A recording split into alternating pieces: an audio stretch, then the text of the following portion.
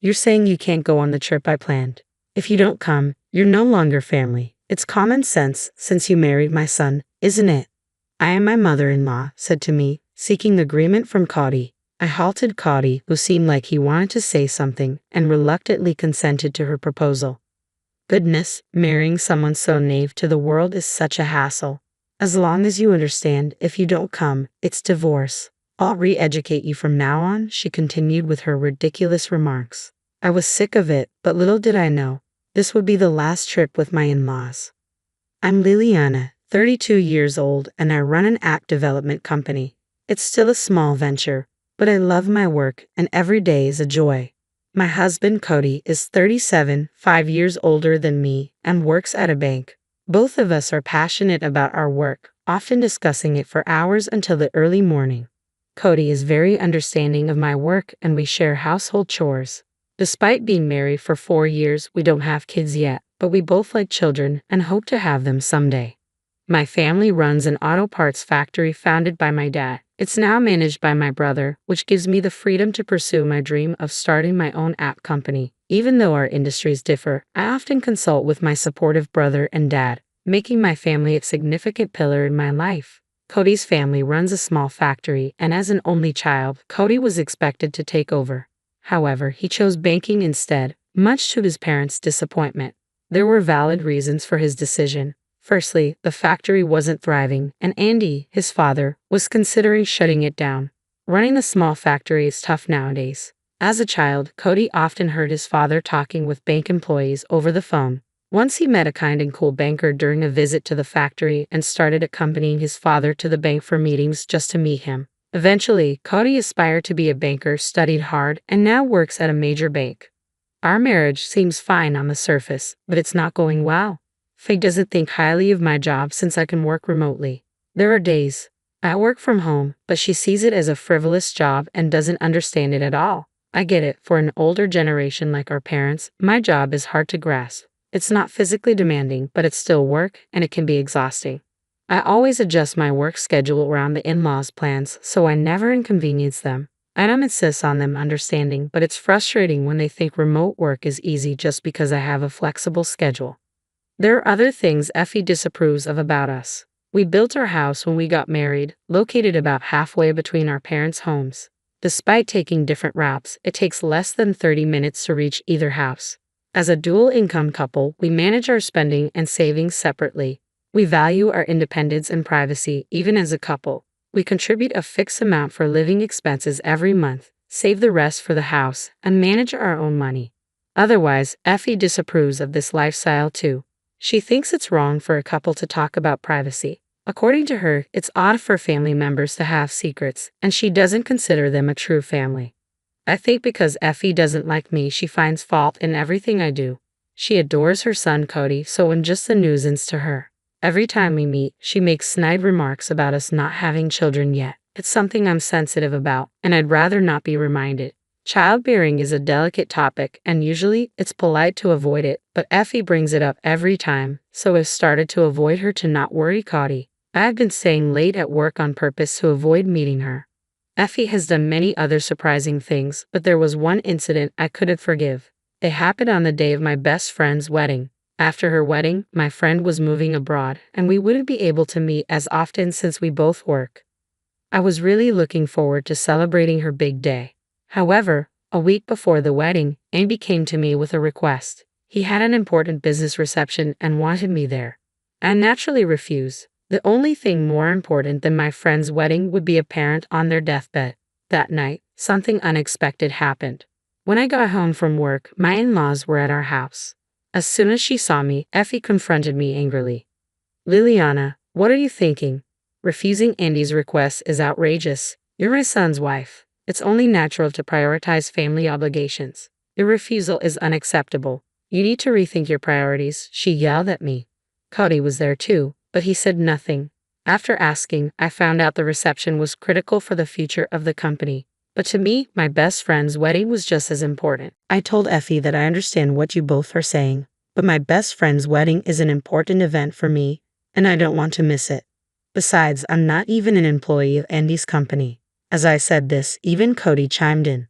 Can't you make an exception this time? This is really about the survival of the company. I'm going to, and it's a family effort. We can make it up to you for missing the wedding. It's a family crisis. Can't you help us? I was shocked. I never thought Cody would say such a thing. He knew how much I was looking forward to the wedding. Then Andy spoke. I understood Liliana's point, but this time, we really needed her help. The atmosphere made it hard for me to refuse. It wasn't just any reception. In the end, I reluctantly agreed to skip my best friend's wedding. I told my friend the truth and explained why I couldn't come.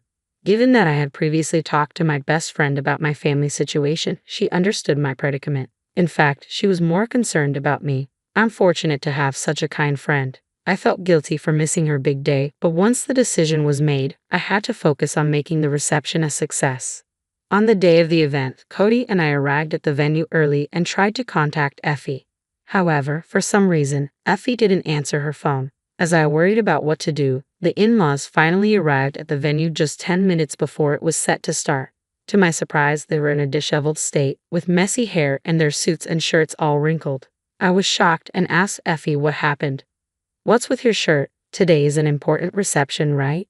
She awkwardly responded, "I just overslept, Liliana.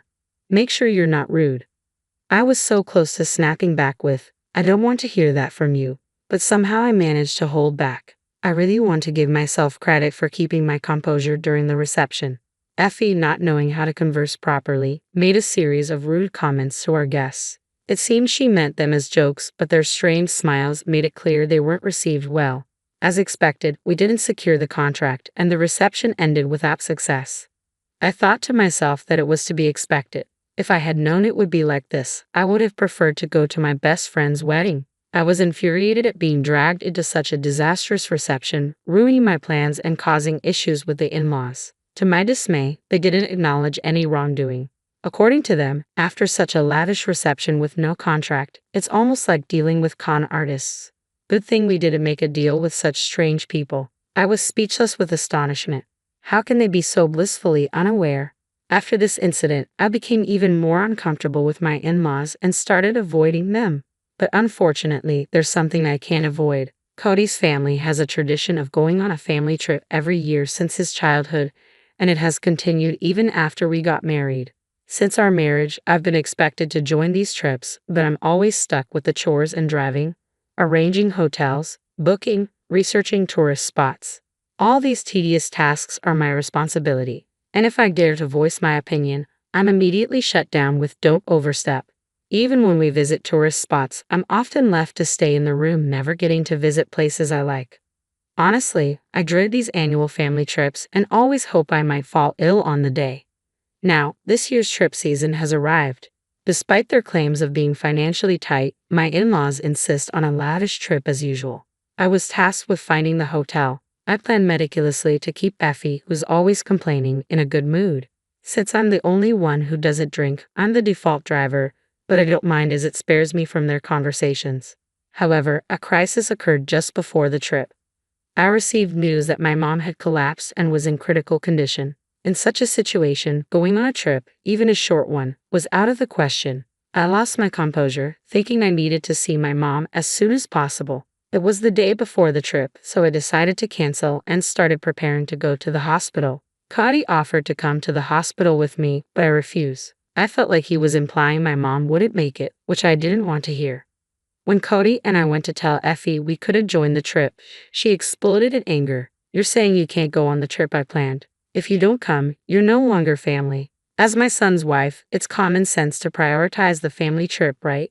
"Right, Cody?" Effie said, seeking agreement from Cody. Effie interrupted Cody, who looked like he wanted to say something, as if to say she wouldn't entertain any opposing opinions.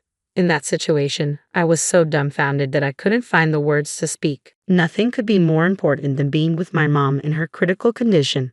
Just as I was about to respond, my brother called. "It seems Mom's condition is serious but a bit stable." I expressed my desire to rush to her, but he said visiting isn't possible right now due to a contagious disease outbreak. He mentioned that if she recovers, we could arrange a short visit later, so there was no point in coming immediately. Hearing this, I hesitated about what to do. Noticing my indecision, my brother asked what was wrong. I honestly explained the situation about the trip and my current dilemma to my brother. A bit angry, he made a good suggestion I hadn't thought of in my distress. The trip destination was near my parents' home. He assured me that I could quickly get to my family's house from the hotel if needed, and there shouldn't be any problem. Indeed, that's true. If I can't visit the hospital, staying at home or at the hotel doesn't make much difference. Accepting my brother's suggestion, I told Effie, "All right, I'll go on the trip." Effie responded, "Goodness, if you had said that from the start, I wouldn't have had to get angry. It's hard to marry someone so naive. As long as you understand, if you don't come, it's divorce. Honestly, I'll have to re-educate you from now on." Cody looked surprised, but we agreed to go on the condition that I could leave for the hospital if needed. He remarked, "It would be trouble if our driver suddenly disappeared, right?" "Oh, good, you're part of this family now, so our needs come first. Remember your role as my son's wife. This is a major event. The family trip should be your top priority." Her triumphant attitude and obvious excitement really irked me, but to avoid further trouble, I decided to endure it. On the day of the trip, I was so worried about Mom that I couldn't put down my phone. Yet Effie was drinking beer from the morning. The back seat of my car, which I was driving, turned into a party scene. I was surprised to see Cody joining in the drinking. However, this was a trip for which everyone had rearranged their schedules. I told myself that it would be nice if everyone could enjoy the trip since we had all made the effort to come. During the trip, Effie's whims were relentless demands to stop for the bathroom immediately or to go to the grocery store for more alcohol. I felt like a servant, but I was prepared to endure such things. That's when my mobile phone rang. It was a call from my brother, thankfully informing me that Mom had survived.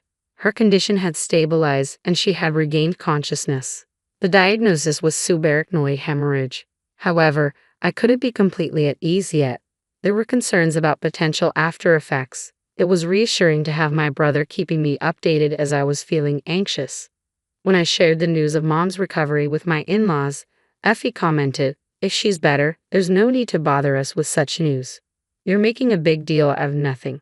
And then Andy added, "Exactly, no need to spoil our trip with such grim news. We're supposed to be enjoying ourselves." I was disgusted that Andy shared Effie's view and didn't want to think of these people as my family. During the trip, they made a ruckus in the hotel, drinking and partying, which was truly embarrassing. This incident deepened my distrust of my in-laws. Thankfully, Mom's condition remained stable, and there was no need to rush to the hospital, allowing us to complete the trip and return home. I was relieved. While I was sorting out the laundry, Effie came to our house. Wondering what it could be this time, she said, "You have a dryer at your house, right?" "We don't have one, so let me use it," and showed up with loads of laundry. I was exasperated and replied, "There's a laundromat with dryers. I have a load of laundry of my own, and I'm using it right now, so it's not possible." To which she retorted, "Always so stingy. Once you're done, it's fine. I'll come to pick it up tomorrow. Leave it finished by then," and attempted to leave her laundry in our washroom. Cody stepped in. "Go to a laundromat. Liliana is tired, and she has to work tomorrow. It's not possible." Effie got angry, feeling her son was defending me. She left in a hurry, spewing insults and slamming the door, leaving the laundry behind. In hindsight, if things had been different that day, maybe the course of events would have changed. Later, Effie returned and said, "During the trip, I realized something, Liliana. You lack awareness of being married to Cody. We might face similar situations in the future. Since we couldn't discuss it, I've decided that Liliana should make a decision." She put a family contract and divorce papers on the table. I was speechless. What even is a family contract? It was ridiculous and confirmed my belief that she can't have a normal conversation. The saving grace was Cody's reaction. He said, "I have something to say. If you keep imposing your biased views on us, I'll cut ties. I can't deal with this anymore." "What do you think, Liliana? She's not your servant or housekeeper. You're the one who's mistaken about your position." Effie was stunned.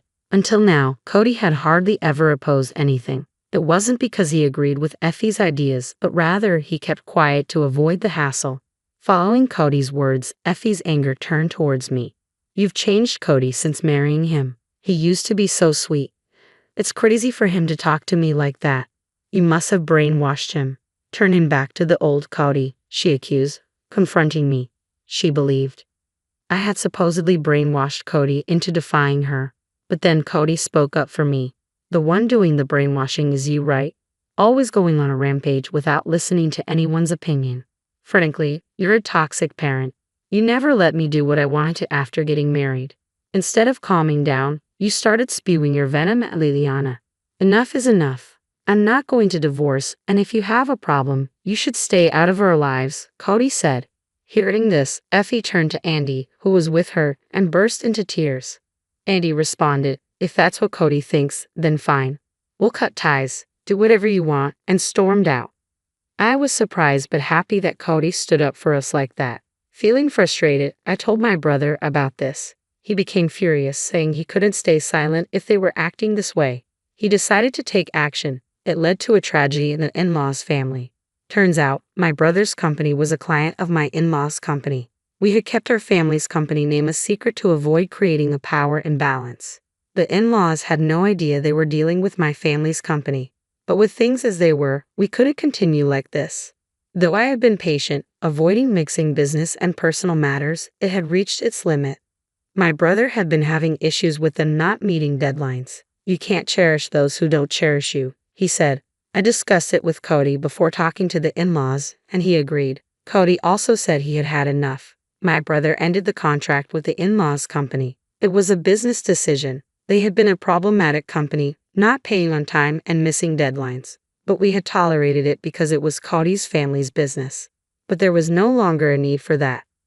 Later, when my in-laws found out about this, they came to us in tears.